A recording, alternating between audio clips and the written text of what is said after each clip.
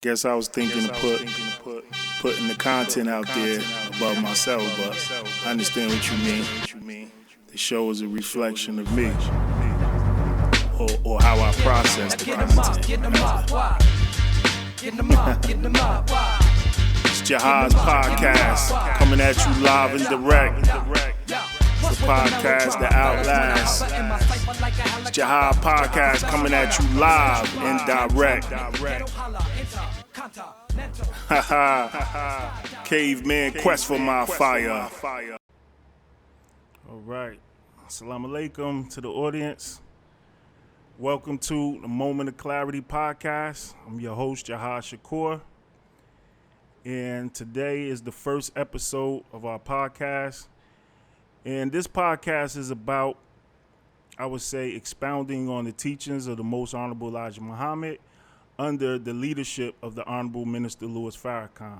So the theme is basically to go into the teachings and also to explain the maneuvers and the different leadership techniques that Minister Farrakhan employs. So that leads me to this first topic.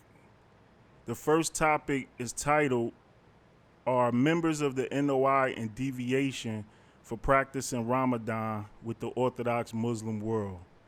That's the title. And so this came out of a controversy, I would say. A controversy from moving members in the Nation of Islam. When Most Honorable Elijah Muhammad was present amongst us, he had all his believers practicing Ramadan in the month of December, right?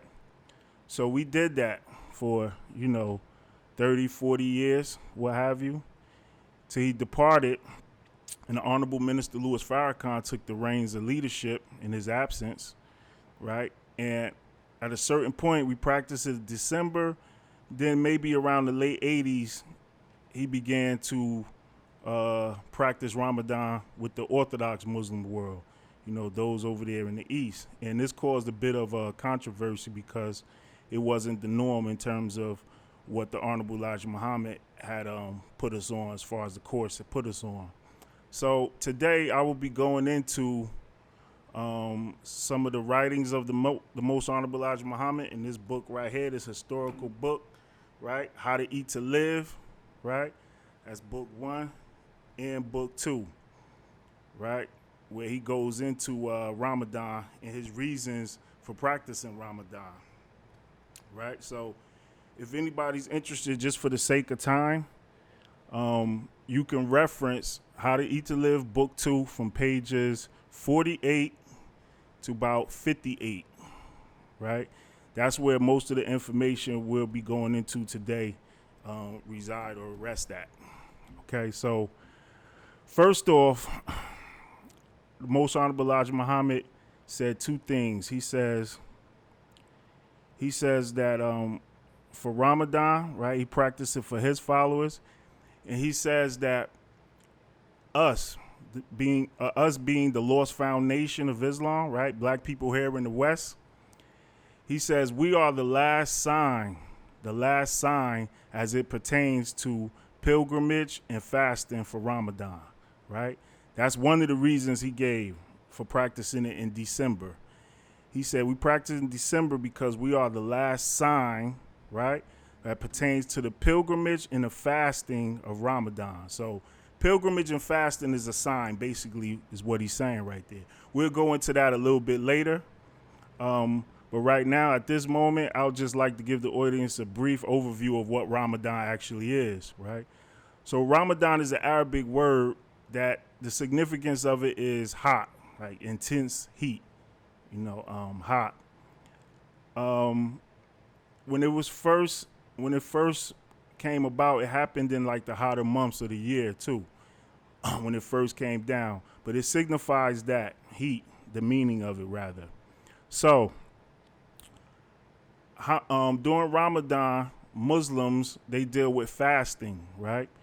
So we fast during the daylight hours, right? Meaning there's no water, there's no food, right? And you abstain from sexual contact, any type of sexual thing during the daylight hours. So we're abstaining.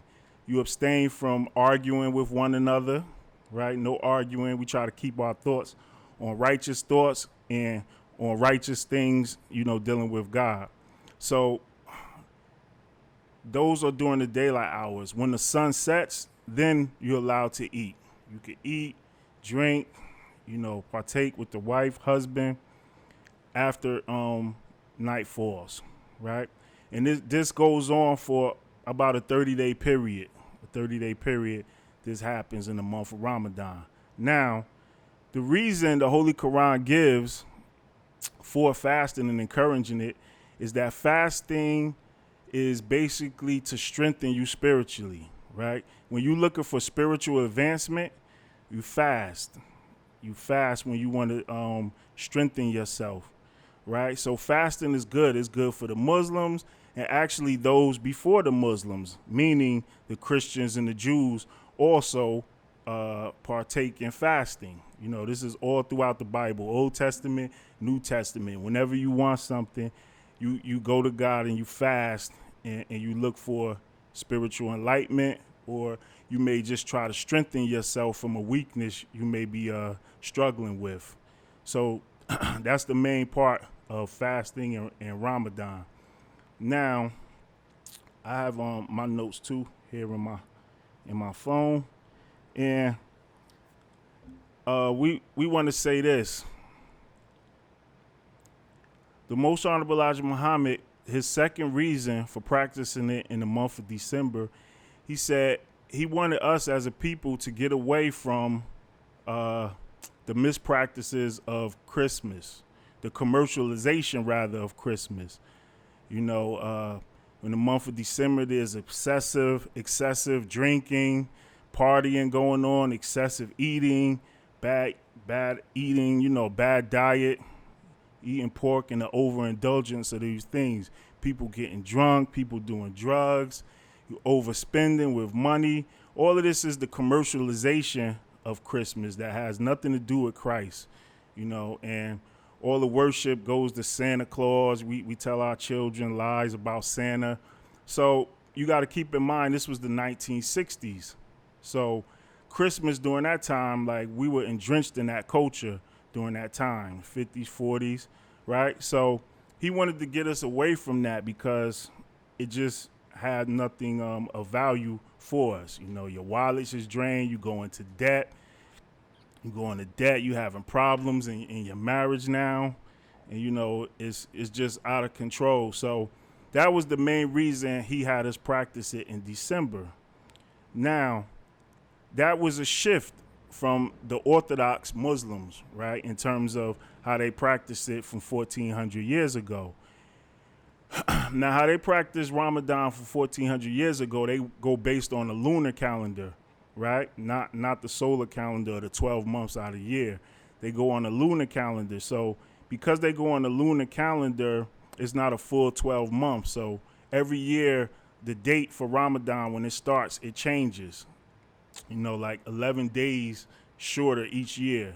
11 days shorter each year. So Ramadan travel from, the hot months of spring and summer all the way to fall and winter. Ramadan could fall, depending. So the Most Honorable Elijah Muhammad says something very, very interesting. He said that, a year is always 12 months. And that's scriptural. A year is always 12 months, not a lunar calendar. So he said we can't satisfy the astronomers if we deal with, the lunar calendar. So basically he's saying in that's just a practice of the Arabs. It's not really Quranic or what have you. That's just one of their practices of how they do it. But it's always been a year, right? So he says this also about the Arabs and their practice. He says that their reason for practicing Ramadan he doesn't agree with, right? And the reason that the Arabs give, right, keep in mind that this is not Quranic, it's not in the Holy Quran, this is just what they envisioned back during that time. The Arabs said that we fast in the month of Ramadan because the Prophet Muhammad of 1400 years ago received the first revelation of the Holy Quran. Now, the messenger said he didn't agree with that because the revelation of the Holy Quran didn't happen in one night or one day, right? The revelation of the Holy Quran happened over a 23-year period. So to celebrate or fast just for the month of Ramadan alone, as if the Holy Quran itself was revealed in that one day or 1 month, is not really accurate in terms of history. So he didn't agree with their reason for practicing Ramadan, in that way, which is very interesting. And he also said that when you fast is normally when you're asking God for something, right? You asking God for something, and as a sacrifice, you fast and abstain from things in order to, make yourself more sincere in terms of what you asking for, and just making a sacrifice to God, showing them how bad you want whatever it is you asking for. So that's normally the gist when we fast. So the Most Honorable Elijah Muhammad disagreed with the Arabs because he said, we received the revelation already, What would be the purpose of fasting if the revelation came down from God to us? We already received it. So therefore, it makes no sense in terms of us fasting in the month of Ramadan. In fact, he said we should be rejoicing.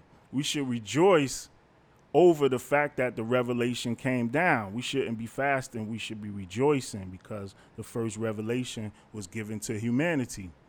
So it's two things right there that he disagreed with, right? And why I see that as interesting, because despite those two things the messenger disagreed with, he still encouraged his followers to fast for the month of Ramadan.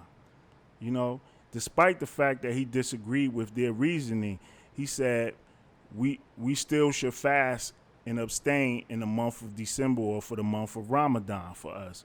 So that shows me that the messenger wasn't a stickler for law. He wasn't a stickler for law. Like, he always go with the bigger picture.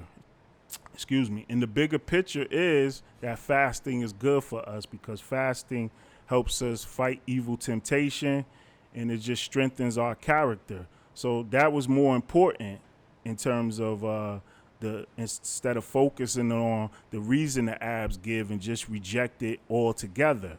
He did not. He took the best part. He took the best part and discarded the rest, right? So I now would like to go back to what we spoke of in terms of fasting being a sign, right? And also the pilgrimage being a sign. Because, again, the first reason the messenger gave for practicing Ramadan was that we, as lost found people, black people here in the Western Hemisphere, we are the last sign of the pilgrimage and fasting as it pertains to Ramadan. So he says this: the pilgrimage is a sign, right? So in Islam, everyone who's a believer in Islam is encouraged to take a trip, a journey to the holy city of Mecca, right? That's the pilgrimage, basically, a journey. So everyone from all over the world travels to Mecca, right? And they go over these rituals that's there, that's been set up from time immemorial, that dates all the way back past Prophet Muhammad, past Jesus, to Abraham, the Prophet Abraham, right? Who was like the father of the faithful, basically, for all three religions, Christianity, Judaism, and Islam. So according to history, Abraham and his son Ishmael was in the holy city of Mecca in Arabia, and they set up this house. And this house is called the Kaaba. It's called the Kaaba, and it's a sacred artifact in Islam, right? It's a house built. It means the house of Allah, house of God, right? So on the pilgrimage, everyone from all over the world travels there, and they circle it. They circle this house, right? This house of God. They circumambulate it 7 times, going around it as a ritual. So the Most Honorable Elijah Muhammad says that's a sign. Like, we, as black people here in the West, are the last sign of that.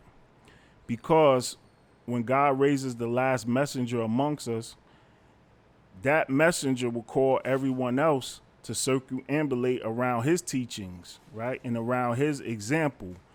So that's why we are the last sign, because everyone in the world will shift their position from the holy city of Mecca here to the West, right? And they'll study that last messenger, who is the Most Honorable Elijah Muhammad, and his example. So that's the pilgrimage and the reason why we are the last sign. So I see that as December being the last month in the year. December is the last month in the year. So before you go into a new year.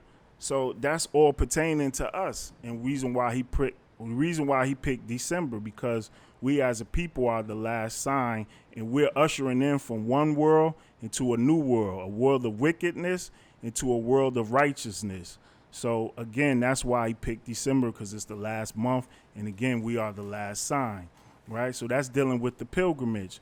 And secondly, as I touched on before, is the fasting. As I said, is just to help strengthen you, right? So that's why in the daytime we abstain, or we abstain from eating, right? But at nighttime you can eat, drink, partake in sex with your wife or husband. All of that you can do at nighttime, right? Because that's a symbol too. That's a sign. That's symbolic of this world of wickedness that we lived in. That it's a free-for-all world where you do whatever you want. So you drink, you smoking, you getting high, you partying, you doing all of these things during the darkness, during the dark hours, right? The darkness of this world. And we carrying on with sport and play. We gambling, we doing all of this, and this takes place in the darkness. But in the daytime, when the daytime comes and the sun arises, we abstain from all of those things. So it's a sign showing that we're going from a world of darkness into a world of light. So we, as the Lost Found Nation here in the wilderness of North America, represent the children of the light, right? We're not the children of the darkness. That's for Yakub, Satan, or the devil, or whatever you call the wicked of this world, right? So that's the sign and significance of that. So again, we assign, and also he wanted us to get away from Christmas and overindulgence in Christmas. Those were the reasons the Most Honorable Elijah Muhammad gave in terms of us practicing Ramadan in December, right? And he said we're not doing it because of Jesus, we're not doing it because his birthday is in December. He said most scholars know that Jesus wasn't born in December. They know that according to the Bible. Because it says in the Bible when he was born that there were shepherds in the field tending the flock. So in the wintertime over there, the shepherds don't tend to the flock in the wintertime. It's cold over there. So they're not out tending to the flock. So that's one of the reasons the scholars know that he couldn't have been born in December 25th, as they say. Actually, the Most Honorable Elijah Muhammad says a wicked man named Nimrod was born on December 25th. His name is in the Bible, Nimrod. Most of the times you look up Nimrod, is never anything good about him. He was a wicked man and he did a lot of wicked things. You can look that up. We won't go into that right now. So these are the reasons that the messenger gave, right?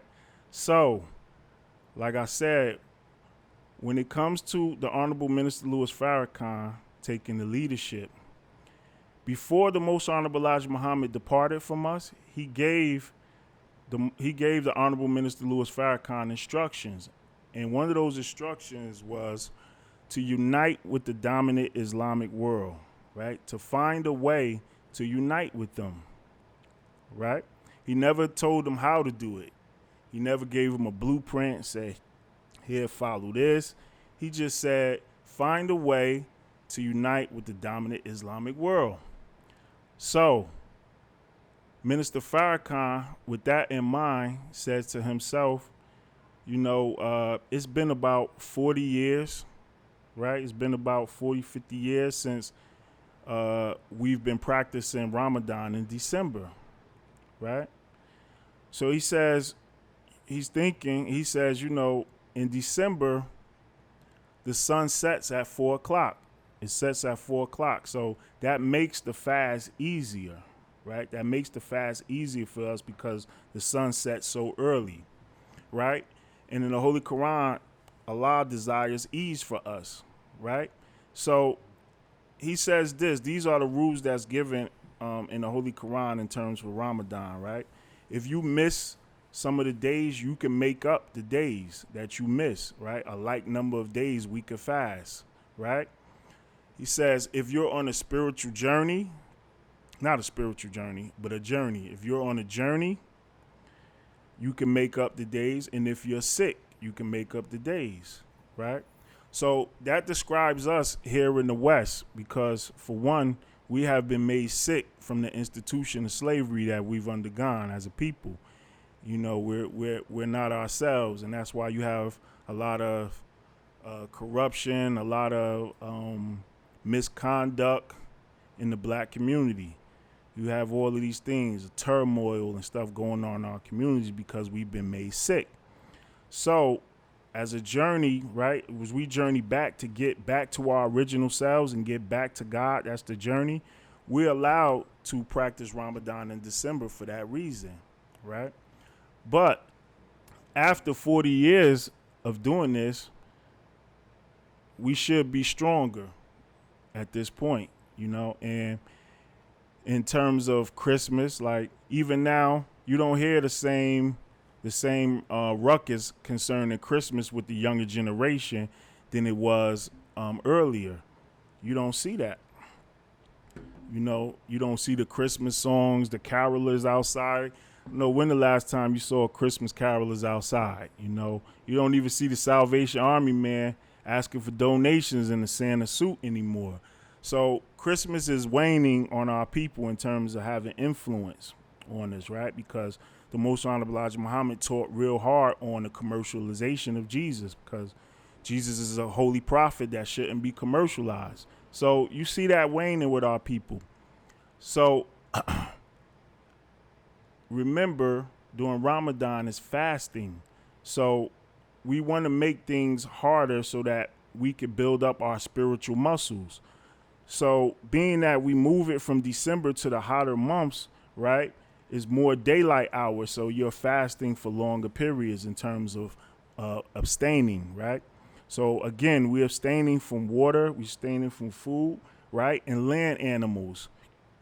We don't eat any land animals during Ramadan, only fish, Maybe you can eat the byproducts from land animals, like whether it's butter, things like that, cheese. But you try to stay away from land animals because eating meat is not really good for us. According to the Most Honorable Elijah Muhammad, we really weren't made to eat meat. So during Ramadan, we try to abstain from it to kind of build up our resistance to meat and basically cut it out of our diet eventually, right? So we abstain from that. We abstain from arguing amongst one another. We don't want to argue. We want to keep our thoughts on the God that came to us in the person of Master Fard Muhammad. We keep our thoughts on him, keep up prayer, 5 times a day, even more so, right? So as we move with the dominant Islamic world, that's more of a sacrifice that we're giving because, like I said, the sun sets much later than it does in December, right? And that was a unifying effect the Minister Farrakhan went for. So this connects back to what we said earlier when we touched upon the fact that the messenger didn't agree with the Arab world in terms of why they practice Ramadan. He did not agree with them, right? But despite the fact of him disagreeing with them, he still had his followers practice Ramadan despite this. So that shows he doesn't throw the baby out with the bathwater, right? He's not a stickler. This argument actually reminds me of Jesus in the Bible when he had to argue with the Sadducees and Pharisees and how they was a stickler for the law, when it came to the Sabbath. And they would argue with him, don't do this on the Sabbath. What you doing with that donkey? You can't do this. And Jesus had to tell him, whoa, whoa, whoa. And he told them the Sabbath was made for the Son of Man, not the Son of Man for the Sabbath. So that's telling you that God used things for his own will and purpose, and he's not restricted to these laws. He he moves the law as he sees fit for his own righteous cause. So the messenger moved Ramadan to December. So with that in light, Minister Farrakhan, he didn't remove December, but he told us as believers that we can participate and practice Ramadan with the Orthodox Muslim world, right? And I would say from this move, it has restored unity, amongst black people here in the West and the Arab world. Now, some people, I've seen podcasts, I've seen Facebook reports, I've seen comments, things of this nature in terms of vilifying the Arab, And I wanted to say that this is not the way or practice of the Most Honorable Elijah Muhammad. He did not vilify the Arabs. He just said he disagreed with some of their understanding in terms of Holy Quran and rituals, right? But when you go into his books, right, speaking of Theology of Time, the Most Honorable Elijah Muhammad talks about an occurrence that he had with his son Akbar. And they met the owner of an airport, right? And he says this owner, he was half owner, his father owned the other half, right? And this man from over there in the East was a Muslim. He said he knew about our situation in America, and he said he wished he could help us fight this fight, but he said that he know we don't understand. Like we us here in America as blacks, we don't have the knowledge of who we are because it was taken from us in slavery. So he said he couldn't really approach us in that manner, and he wept. He wept over our condition right in front of the Most Honorable Elijah Muhammad and his son Akbar. And the messenger went on to say that they love us over there. He said, can you imagine this? This man is weeping over our condition, and we don't have no love for him. We don't have no love for them over there in the East. So the messenger didn't take that type of posture. As a matter of fact, he said that people from Damascus helped build his home, and he gave it the most beautiful architecture, right? So he established a relationship. He also said when he went over to the East that he was treated with the greatest brotherhood, from the least person in the country, to the highest officer in the country. They all showed respect to him, and when he went on his trip over there in the East to the holy city of Mecca, he went to Africa, he went to Damascus, all of these different places there in the East, and he said he was treated with the utmost respect. As a matter of fact, in Muhammad Speaks is also an article where he talked about his followers that visited over there in the East, whether it's Egypt and also in Arabia. And they was treated with the utmost respect once they found out they was from the West and followers of the Most Honorable Elijah Muhammad. So, like I said, the messenger didn't carry this attitude, anti-Arab attitude. Now, that isn't to say that some Arabs don't deal with Arab supremacy and things of that nature, right? And they think we're practicing their religion. You have some that's foul, but that's within all people. You have good and bad. So he did want us to connect with them. So I just wanted to say that first and foremost, right? So what I found from the minister moving Ramadan to practice it with the Orthodox world, he made friends for us, right? He went after the Million Man March, after the historical Million Man March in October 16, 1995. The minister went on a world friendship tour. And in this tour, he visited, I believe, 19 countries, if I'm not mistaken, 19 different countries over there.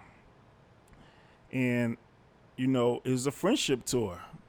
So over there, you had people honoring the minister, making, seeing him as a head of state, basically, in these places. And they allow him to speak to their citizens, right? So, with that being said, from the minister making that move of unity with them and moving Ramadan, that culminated in two things of great significance as far as I see, great significance.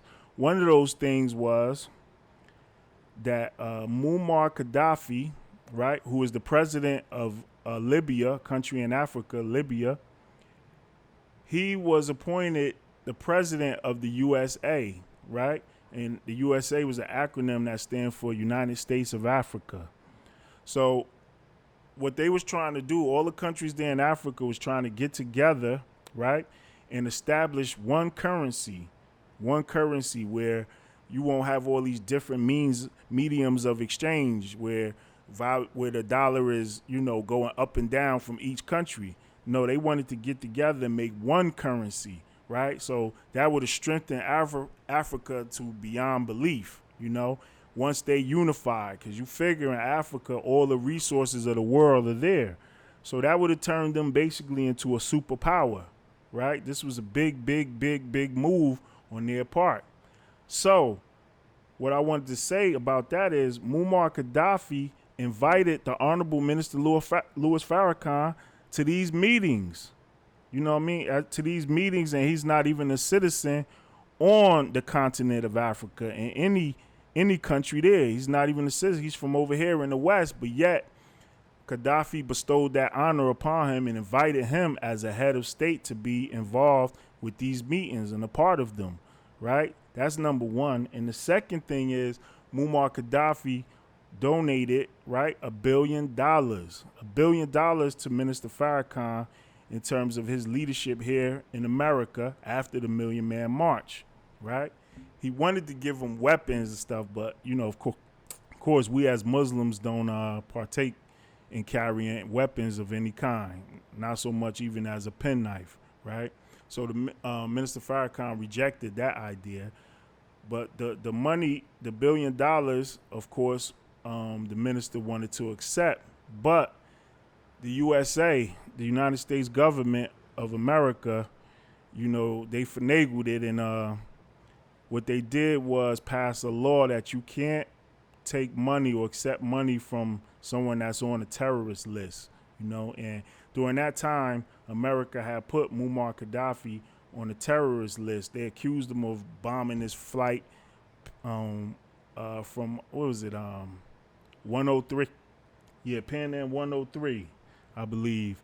It was a plane that came from Russia or going to Russia, and a bomb was on it and exploded and it killed the passengers.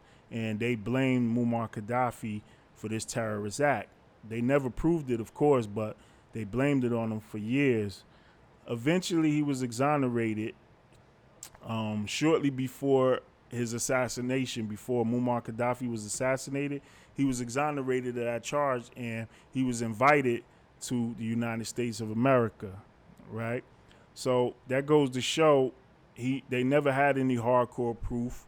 They never truly believe he did it anyway, but they used that as a guise to prevent Minister Farrakhan from getting that $1 billion to help our people here in the West. So I would say, based off of those two significant acts, that the maneuver Minister Farrakhan did by moving Ramadan with the dominant Islamic world was a just cause, was a wise cause, a very wise cause.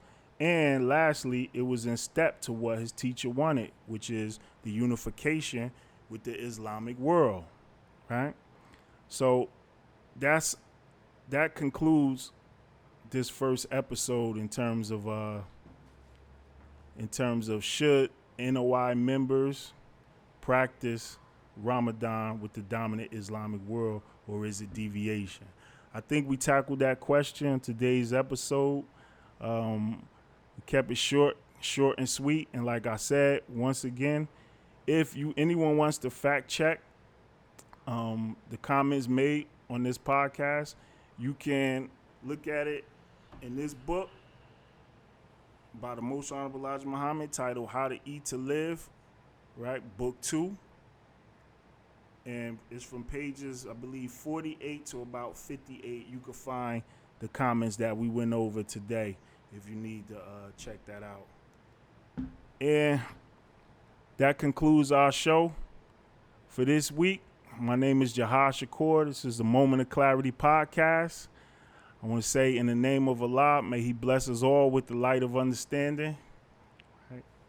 Assalamu alaikum.